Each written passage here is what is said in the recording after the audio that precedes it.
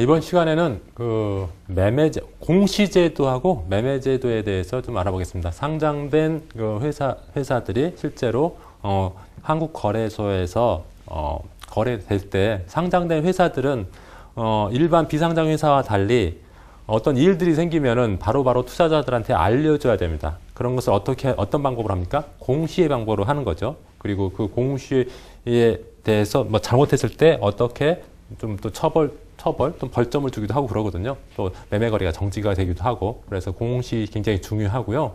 그리고 상장 법인의 매매 거래 제도 일부를 이번 시간에 하도록 하겠습니다. 공시는 우리 시장이 그 증권 시장이 두 개 시장으로 돼 있다 했죠. 발행 시장, 유통 시장. 공시도 발행 시장 공시가 있고요. 발행 시장 공시가 있고 유통 시장 공시가 있습니다. 유통 시장 공시. 그래서 종종 이제 시험에 나옵니다. 다음 중 유통시장 공시가 아닌 것은 또는 발행시장 공시가 아닌 것은. 그래서 일단은 그거 먼저 아셔야 됩니다. 발행시장 공시에는 세 가지 있어요. 증권신고서, 그 다음에 투자설명서, 그 다음에 발행실적 보고서.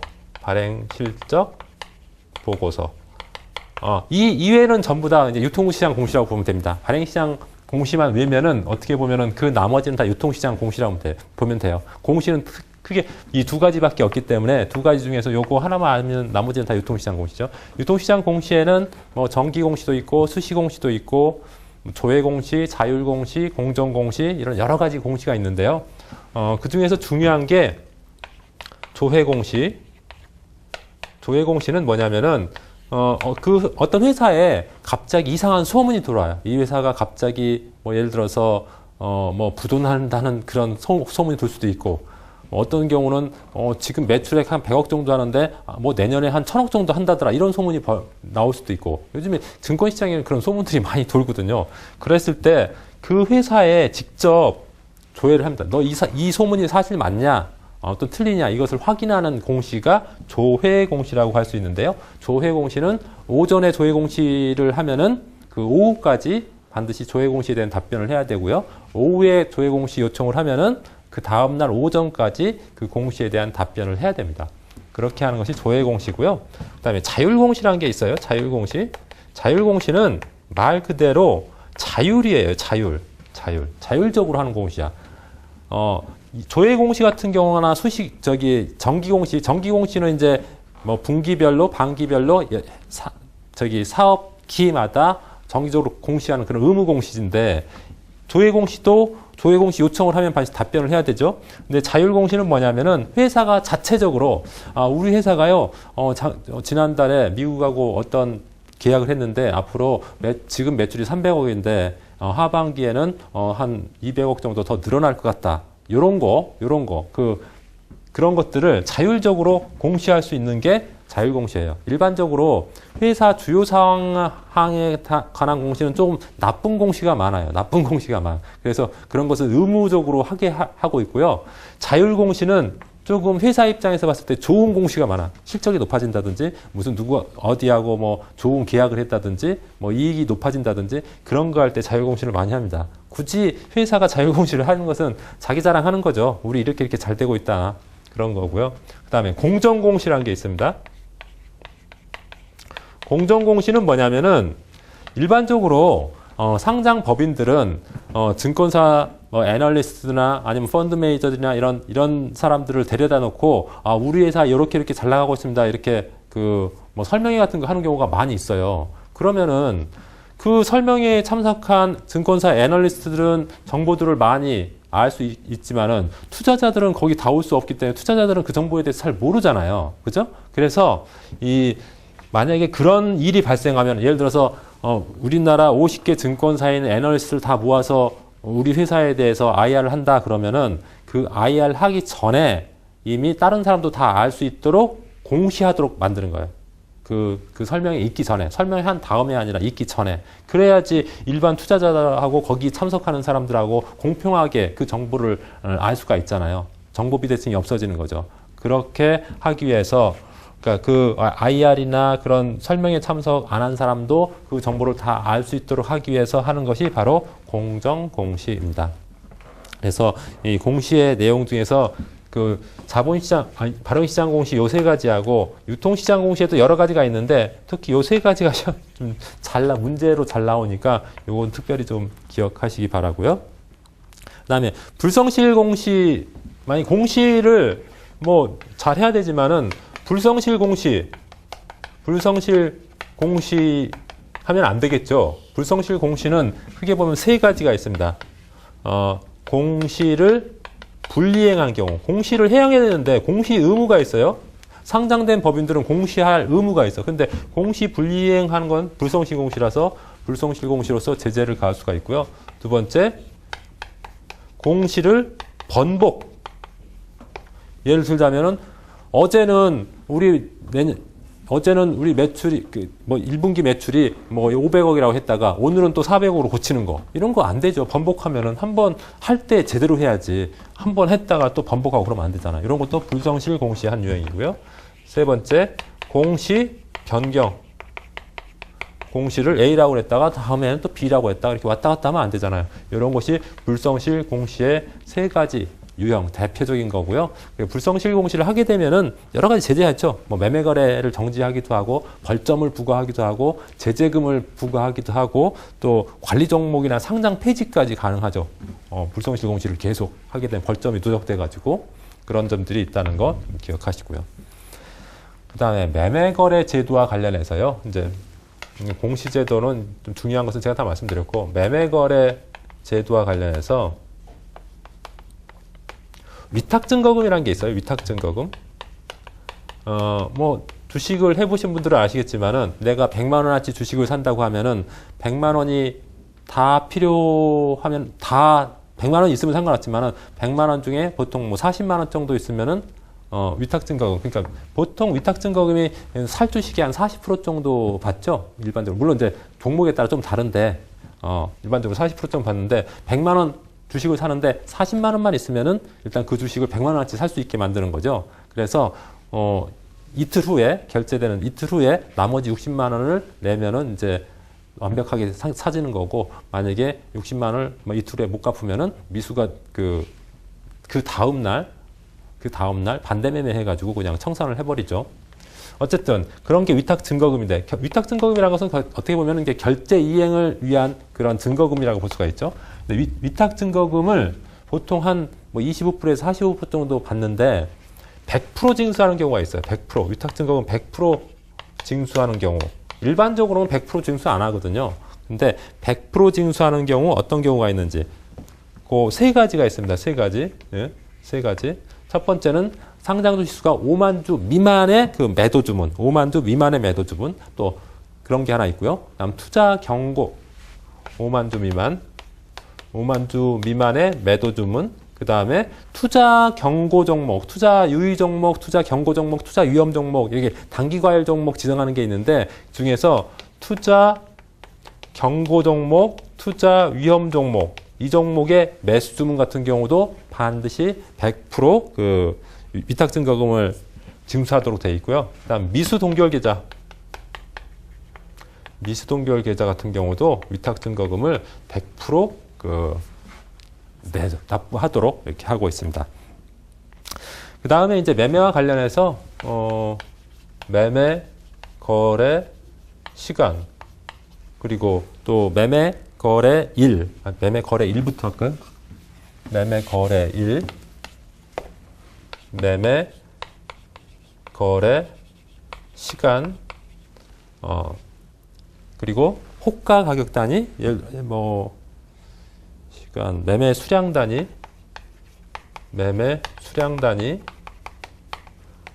그 다음에 호가 가격 단위,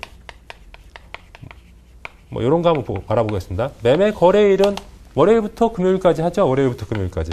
특별한 국경일이 없는 한 월요일부터 금요일까지 하고, 휴장일은 언제예요? 휴장일. 매매 거래일과 관련해서 휴장일이 종종 또 뭐 시험에 나오니까, 휴장일은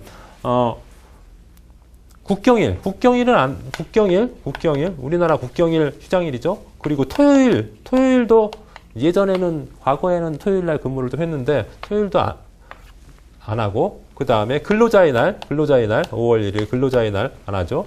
그리고 좀 특징적인 게 12월 31일 말일날 휴장하죠. 말일날 휴장한다는 거. 휴장일도 좀 같이 알아두시고요. 매매 거래 시간은 어떻게 됩니까? 매매 거래 시간은 9시부터 15시 30분까지죠. 공부시부터 15시 30분. 그래서 매매 거래 시간은 9시부터 15시 30분까지인데 호가, 주문을 내는 건 언제부터 가능하죠? 7시 30분부터 가능하죠. 7시 30분부터 주문 낼 수가 있고 그 다음에 또 요 15시 30분 이후에는 또 시간의 거래 가능하죠. 시간의 종가 거래, 시간의 단가 거래가 가능하죠. 이것은 다시 한번 말씀드리겠습니다.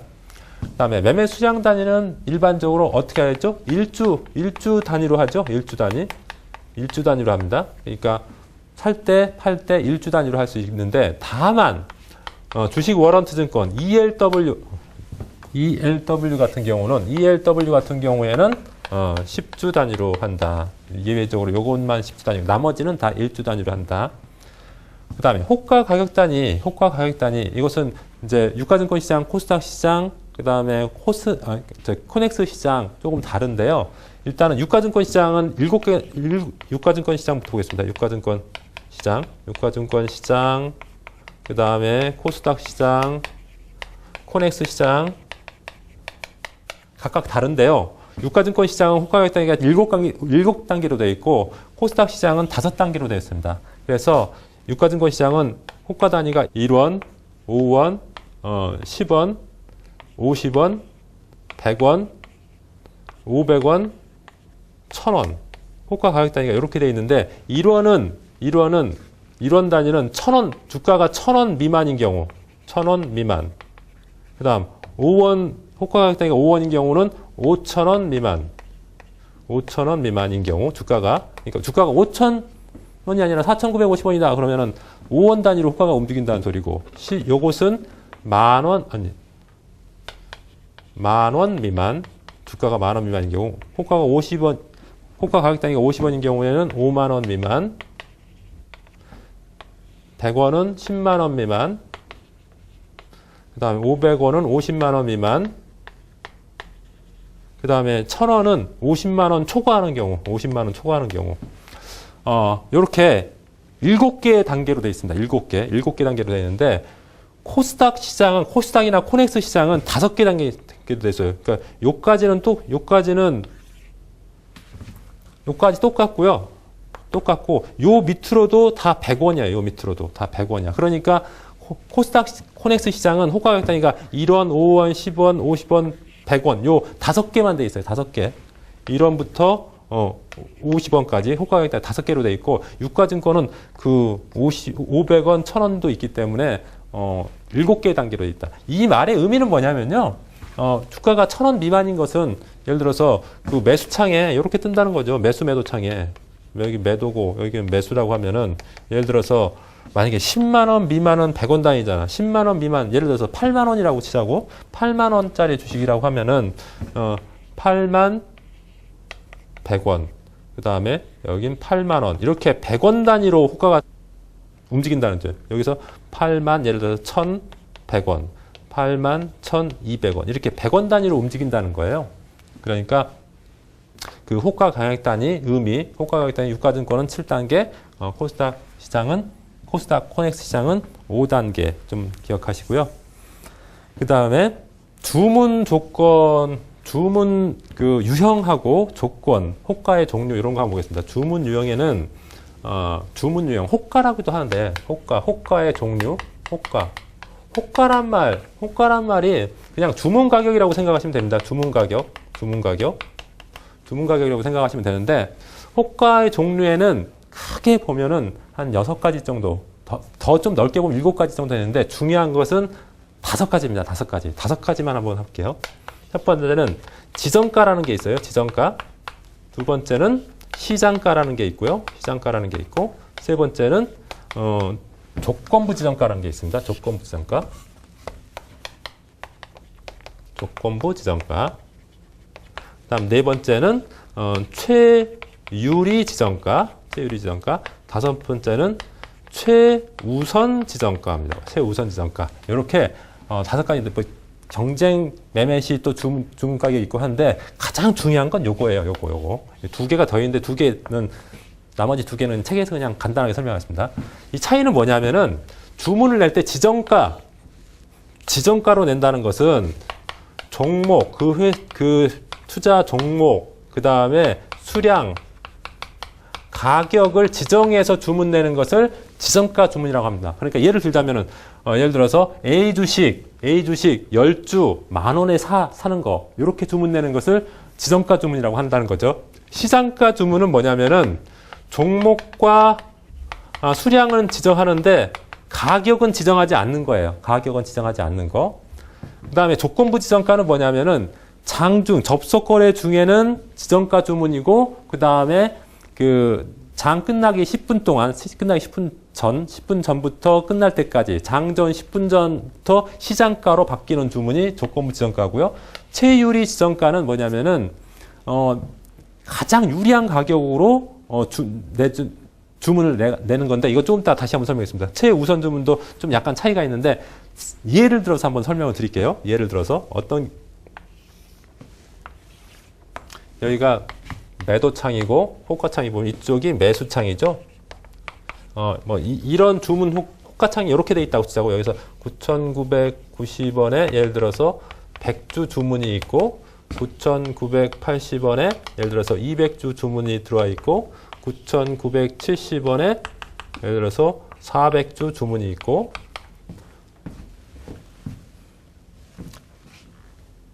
그 다음에 만 원에 예를 들어서 100주 주문이 들어가 있고, 그 다음에 만 10원에 예를 들어서 300주 주문이 들어가 있고, 만 20원에 아니다.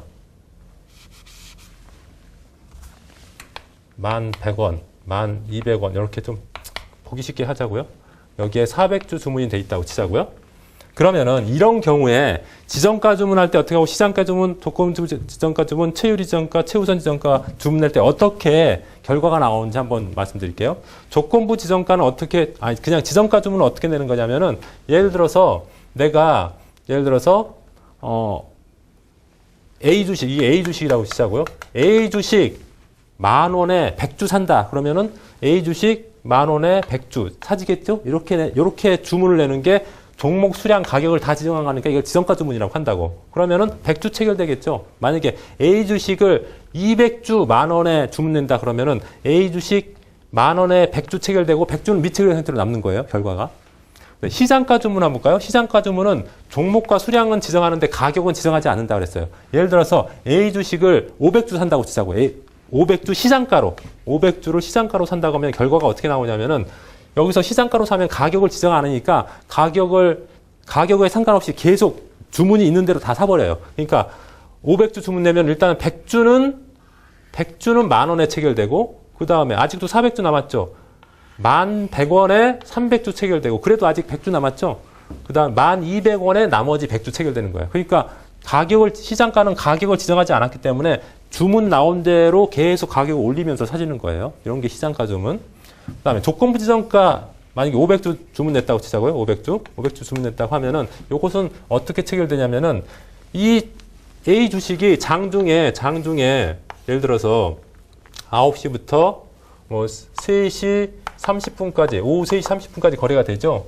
근데 3시 20분까지 예를 들어서 주문을 조건부 지정가 500주를 9,970원에 주문을 냈어. 그러면 9,900 장중에 계속 주가가 왔다 갔다 하잖아요. 근데 한 번도 9,970원이 안 됐어. 위에서만 놀았어. 그냥 만 원, 요 위에서만 이렇게 노는 거예요. 그러면은 체결이 안 되겠죠.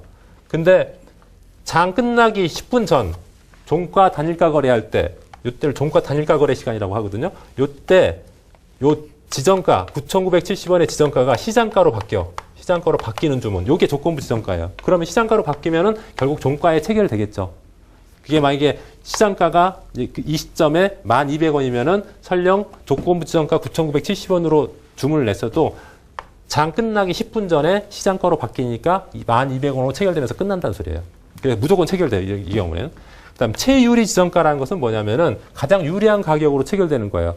만약에 매수자 입장에서 내가 매수자 입장이라고 하면은 요 10,000원에 매도 주문 낸 사람 있고 10,100원에 매도 주문 낸 사람도 있고 1,200원에 매도 주문 낸 사람도 있어요. 내가 사는 입장에서는 10,000원에 매도 주문 내는 사람한테 사는 게 제일 유리하잖아요. 그래서 내가 만약에 최유리 지정가로 500주 주문 냈다고 하면은 어떻게 체결이 되냐면은 가장 내가 유리한 가격 10,000원에 100주 체결되고 그리고 400주는 미체결 생사로 남는 주문. 요게 최유리 지정가 주문입니다. 근데 이게 지정가 주문하고 뭐가 달라요? 지정가도 결국 내가 10,000원에 주문 내면은 100주 체결되고 500주 체결되고 500주 주문 내면 100주 체결되고 400주 남잖아요. 차이는 뭐냐면은 지정가는 지정가 10,000원이라는 것을 지정을 한 거고요. 최유리 지정가는 10,000원이라는 걸 지정을 안 하는데 가장 유리한 가격 그러니까 매도 주문 중에 제일 싼 거 요것으로 주문되도록 세팅된 거예요. 요 10,000원은 0.1초 만에 바뀔 수도 있잖아요. 그래서 이게 만약에 내가 주문 탁 넣는 순간 이게 1,100원이 될 수도 있잖아요. 그러니까 그때는 최유리 지정가로 내면은 최유리 가격이 1,100원이 되는 거죠. 그래서 좀 다릅니다. 최우선 지정가는 뭐냐면은 최우선 지정가는 내가 사는 요것은 이제 매도자 입장인데 매수하는 사람 입장에서 요것이 제일 체결될 가능성이 높겠죠. 그래서 매수자 같은 방향 입장에서 가장 높은 가격으로 주문하는 것이 최우선 주문이라고 합니다. 그래서 요 호가의 종류하고 의미에 대해서 조금 잘 기억하셨으면 좋겠고요. 그리고 마지막으로 말씀드릴 게 이제 가격 제한폭이 있는데 가격 제한폭은 지금 주식시장의 가격 제한폭은 플러스 마이너스 30%죠. 그래서 예를 들어서 전일 종가가 10,000원으로 끝났다. 10,000원으로 끝났다. 전일 종가가 어제 10,000원으로 끝났다. 그러면 오늘 플러스 30% 올라갈 수도 있고 마이너스 30%까지 주문이 가능하다는 거죠. 플러스 30%니까 13,000원까지는 주문할 수 있고 13,100원은 주문이 돼야 안 돼요. 안 되죠. 가격 제한폭이 30%까지니까. 그리고 7,000원 아무리 떨어져도 7,000원 밑으로는 안 떨어진다는 거죠. 가격 제한폭이 마이너스 30%까지니까. 그런 점들 오늘 할 주요한 내용입니다. 나머지 부분은 교재를 보면서 좀 자세하게 다뤄보도록 하겠습니다. 챕터 3 기업 내용 공시 제도. 챕터 3 기업 내용 공시 제도. 섹션 1의 나와 있는데요. 공시하는 이유가 뭐겠어요? 이왕이면은 공정하게 투자 판단할 수 있도록 하는 거죠. 그런 내용이고 그 다음에 2번 기업 내용 공시의 요건 해가지고 동그라미 1, 2, 3, 4번 있죠. 종종 이거 시험 문제 나옵니다. 아주 쉬운 문제인데 기업 내용 공시할 때 요건 1번 정보의 정확성과 완전성. 정보가 정확하고 완전해야 되겠죠. 그다음 2번 공시의 신속성과 적시성. 공시는 신속하고 적시에 제공돼야 되겠죠. 그다음 3번 공시 내용 이해 및 접근 용이성. 4번 공시 내용 전달의 공평성. 요거 너무 간단한 얘기라 제가 굳이 추가 설명은 안 하도록 하겠습니다. 어쨌든 기업 내용 공시할 때 공시 요건이 요 4가지 있다는 거 기억하시고요. 그 다음에 공시체계 분류도 있죠. 그림 3-1에 공시체계 분류도 거기에 보면은 발행시장 공시하고 유통시장 공시를 비교해 놨어요. 요거 별표. 발행시장하고 유통시장 공시 이렇게 구분해 놓은 건데 발행시장 공시에는 증권신고서, 투자설명서, 발행실적 보고서 요 3가지 증권 발행실적 보고서 요 3가지 외에는 없잖아요. 그래서 요 3가지는 반드시 꼭 외워 놓으시고 그 나머지는 유통시장 공시라고 보시면 되고요. 유통시장 공시에서는 이런 정기공시 정기적으로 공시하는 게 뭐가 있어요? 사업보고서, 반기보고서, 분기보고서. 이건 정기적으로 보고하는 거고. 그 다음에 주요사항 보고서. 주요사항 보고서는 좀 나쁜 일이에요. 나쁜 일. 회사에서 나쁜 일 생겼을 때 이거 숨기지 말고 반드시 공시하라는 거야. 그래야지 투자자가 이 회사 좀 위험하니까 지금 조심해야겠다. 이렇게 판단할 수 있죠. 그래서 나쁜 일 반드시 보고하도록 공시하도록 하고 있어요. 예를 들어서 부도가 발생하거나 증자는 나쁜 일은 아니죠. 근데 어쨌든 투자 판단에 중요한 사항이 되니까 하는 거고. 감자는 뭐예요? 감자는 자본금을 감소시키는 거잖아. 자본금을 감소시키는 거. 그러니까 조금 투자자한테 영향을 미칠 수 있겠죠. 영업 양수도나 합병, 분할, 주식의 포괄적 교환, 이전, 이런 것들은 나쁜 일은 아니지만은 나쁜 일인지 좋은 일은 모르겠지만 하여튼 주가에 영향을 미칠 수 있습니다. 그런 것들은 주요사항 보고서라고 해서 공시하도록 되어 있고요. 기타 뭐 합병 보고서, 뭐 자사주 취득 보고서, 주식 매수 선택권 부여에 관한 신고 이런 것들은 기타 공시에 해당되고, 그다음 지분 공시, 주식 등의 대량 누군가가 예를 들어서 5% 이상 대량으로 보유하게 됐다. 이런 경우 반드시 5% 룰에 의해서 보고하도록 되어 있습니다. 그런 게 지분 공시고, 그다음 수시 공시, 공정 공시, 뭐 수시 공시는 필요할 때 수시로 하는 거고, 거기에는 자율 공시, 조회 공시 등이 있고, 공정 공시 아까 말씀드렸죠? 이 내용들 좀 구분하는 것도 중요하고 그 속의 내용들도 중요합니다. 섹션 3의 주요 경영사항 공시 있는데, 주요 경영사항 공시, 요거 뭐 유통시장 공시에 해당되는 거고요. 공시 대상 동그라미 1번부터 8번까지 나와 있는데, 대부분 좀 나쁜 내용 또는 또 굉장히 중대한 사항들이 주요 경영사항 공시 대상입니다. 다음 섹션 4 자율공시 나왔는데요. 자율공시에는 투자자에게 알릴 필요가 있는 주요 경영사항에 대해서 회사가 상장법인이 자율적으로 공시하는 거, 그것이 자율공시고, 5번 섹션 5번 조회공시는 뭐 풍문이나 보도가 이게 사실인지 어쩐지 그 해당 그 법인한테 직접 물어보는 그런 공시가 조회공시죠. 그래서 오전에 조회하면은 오후까지, 오후인 경우에는 다음날 오전까지 반드시 그 조회공시에 대해서 답변을 해야 된다고 그랬습니다.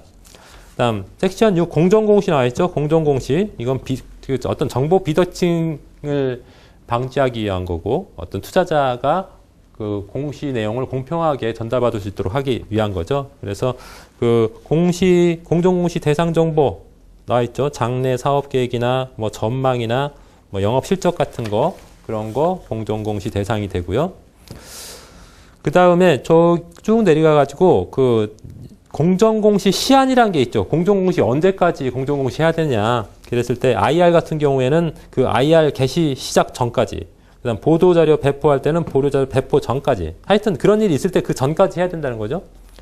근데 5번 공정공시 의무 적용의 예외 그래가지고 1번, 2번, 3번 동그라미 1번, 2번, 3번 나와 있죠. 그 밑줄 긋고 좀 기억하시기 바랍니다. 공정공시는 반드시 그 어떤 일이 있기 이전에 공시해야 되는데, 만약에 예를 들어서 1번 보도 목적의 언론 취재에 응하여 언론사에 정보를 제공한 경우, 언론사에 정보를 제공하기 전에 원래 공정공시 해야 되잖아요. 근데 이런 경우는 갑자기 언론사가 와가지고 그 취재에 응하는데 그 사이에 뭐 공정공시할 시간이 없잖아요. 그런 경우에는 예외적으로 봐준다. 두 번째, 변호사 등 그 명시적인 비밀 유지 의무가 있는 자에게 정보를 제공하는 경우, 이런 경우도 변호사 등이나 뭐 회사 이런 사람들은 뭐 나가서 그것을 공개적으로 누구한테 얘기하지 않아야 할 비밀 유지 의무가 있기 때문에 이 사람들한테 얘기하는 것은 공정공시 의무 예외에 해당한다. 그 다음에 3번 금융위의 허가를 받은 신용평가기관이나 외국 신용평가기관에게 정보 제공하는 경우, 신용평가기관에 정보 제공하는 경우도 신용평가기관이 자기들이 평가하기 전까지 그것을 공개적으로 누구한테 알려주고 그러진 않으니까, 그런 경우에는 공정공시 의무의 예외를 적용한다. 이렇게 좀 기억하시고요. 그다음 섹션 7의 기업 설명에 IR이 나왔는데요. 종종 뭐 회사에서 상장법인 IR 하는데 크게 여기 중요한 내용은 없으니까 그 개념만 아시면 되고요. 섹션 9에 불성실 공시 나와 있죠. 불성실 공시의 유형 3가지. 공시 불이행, 공시 번복, 공시 변경이 불성실 공시의 유형에 해당하고, 중요한 것은 또 불성실 공시가 됐을 때 어떻게 조치하느냐. 첫 번째, 불성실 공시법인으로 지정합니다. 불성실 공시법인으로 지정하고 또 그게 공시돼요. 그 다음에 제재는 매매거래 정지, 불성실 공비 지정 사실에 대한 공표, 벌점도 부과하고요. 공시 위반 제재금도 부과하고, 그다음 개선 계획서도 제출 요구할 수 있고요. 공시 담당 책임자 교육, 뭐 관리 종목 지정, 상장 폐지, 공시 책임자 교체 요구, 이런 조치를 취할 수 있다는 거죠. 다음 챕터 4번 매매거래 제도 한번 보겠습니다. 매매거래 제도. 매매거래 제도에 뭐 보면은 섹션 위에 보면 매매거래 수탁, 거래 계좌의 설정, 계좌 설정 방법, 이런 것들은 아주 간단한 내용이니까 여러분들이 한번 읽어보시고요. 3번에 매매거래 수탁, 뭐 문서에 의한 수탁, 전화에 의한 수탁, 전자통신에 의한 수탁, 뭐 어려운 내용 아니니까 여러분 보시고요. 4번 고객 주문 정보 이용 금지. 그렇죠. 고객 주문 정보를 이용해서 다른 사람한테 뭐 어떤 정보를 주고 그러면 안 되겠죠. 개인의 비밀에 해당되는 거니까. 그다음에 5번 위탁증거금의 징수. 위탁증거금이란 것은 결제 이행을 담보하기 위한 거라 했죠. 그래서 일반적으로 자율적으로 증권사 자율적으로 정할 수 있습니다. 다만 거래소에서 그 최저 한도, 징수율의 최저 한도는 정할 수 있습니다. 그 다음에 2번 대형증권 나왔는데요. 대형증권은 그 현금에 가름해서 증거금으로 사용할 수 있는 증권을 말합니다. 현금에 가름해서. 그래서 일반적으로 대형증권으로 사용하고 있는 것은 거기 표 4-1에 나와 있죠. 상장증권, DR. DR은 그 증권예탁증권 말하는 겁니다. 증권예탁증권을 영어로 약자로 DR이라고 하고요. 그 다음에 ETF, 이건 상장지수 펀드를 ETF라고 하죠. 상장지수 펀드. 그 다음에 ETN, 상장지수 증권, 그 다음 상장채무증권, 수익증권, 비상장 뮤추얼 펀드. 이런 것들만 그 대형증권으로 사용할 수 있다는 점 기억하시고요.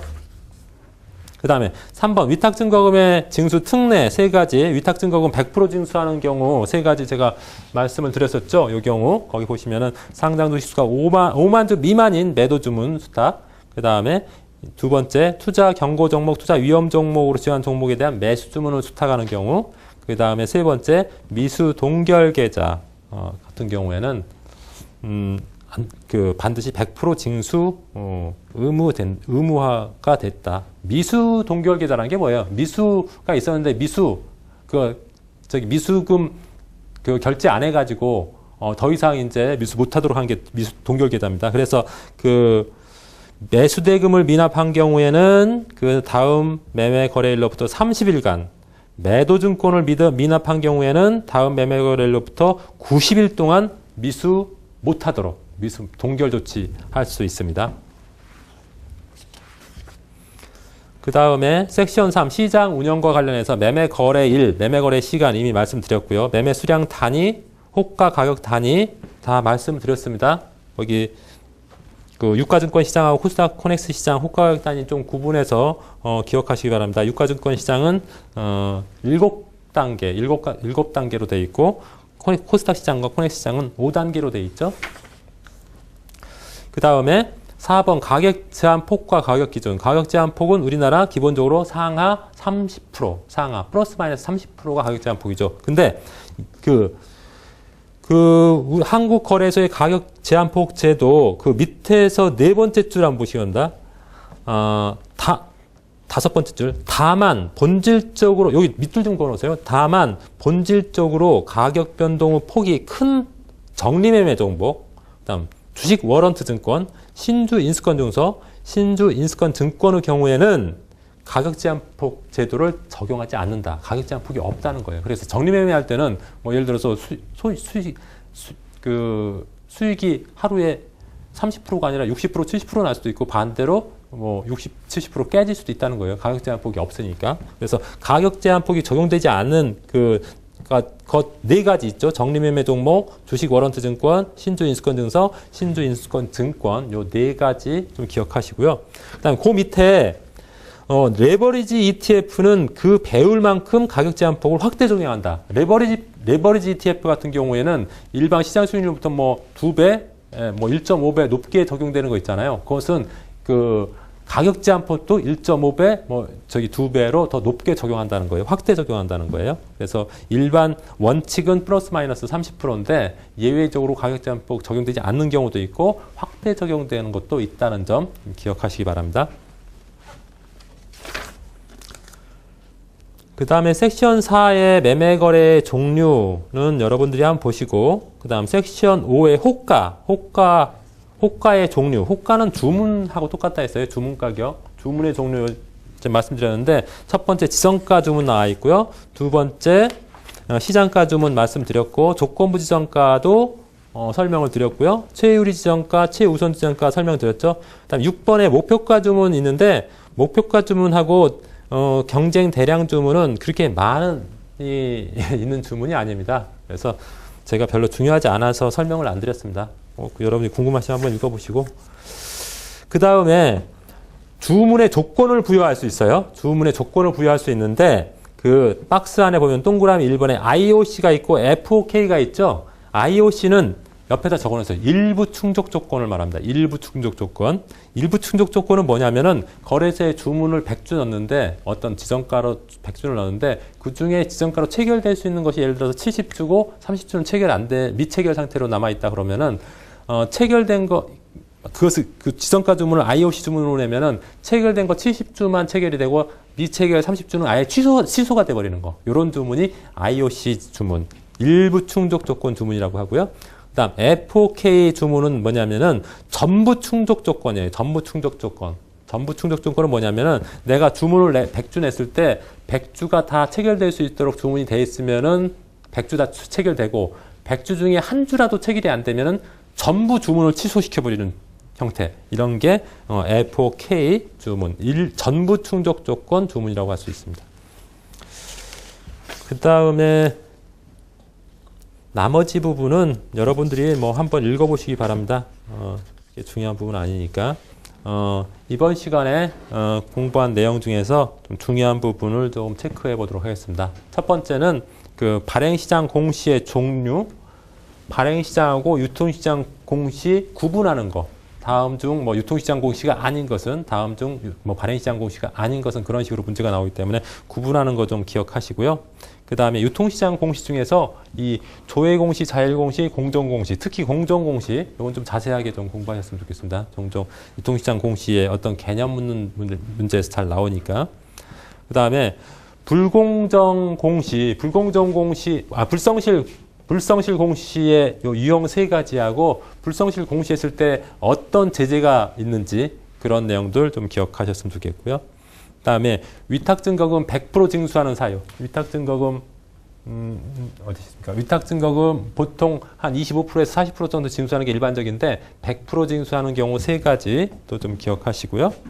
그다음에 가격 제한 폭의 원칙과 예외. 가격 제한 폭 원칙은 플러스 마이너스 30%인데 예외적으로 가격 제한 폭이 적용되지 않는 거 네 가지가 있고 또 확대 적용되는 경우도 있다 했죠. 그 내용들 좀 기억하셨으면 좋겠고. 그다음 호가의 종류. 호가의 종류, 원래 다 7가지인데 요 5가지는 꼭 기억하시기 바랍니다. 내용이 개념이 어떤 거라든지. 제가 사례를 들어서 설명을 드렸었죠. 그래서 호가의 종류 및 개념에 대해서도 좀 잘 기억하시기 바랍니다. 이번 시간에는 여기까지 하고 마치도록 하겠습니다. 수고하셨습니다.